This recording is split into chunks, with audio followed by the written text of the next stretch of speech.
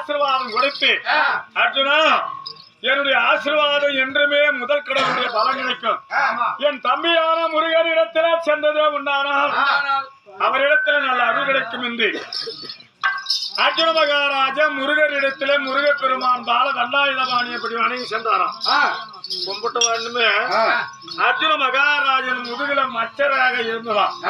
அந்த அழகை பார்த்து அந்த முருகனுக்கே ஆச்சரியமா போச்சான்.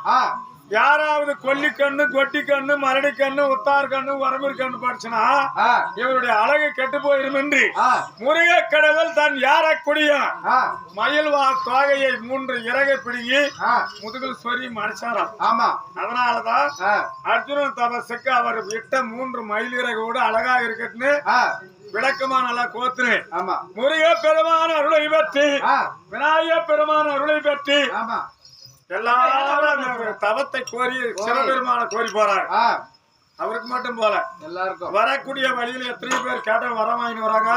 சபையோர்கள் எல்லாம் உங்களால முடிஞ்ச அந்த மயில் தொகையை வணங்கி உங்களுக்கு தீராத கஷ்டம் பிள்ளை எல்லாருக்கும் பிள்ளை சந்தானம் தீராத நோய் இருந்தா தீர்த்து வைக்கணும் கும்பிட்டுக்காங்க பாரு நடக்கலாம் கேளுங்க.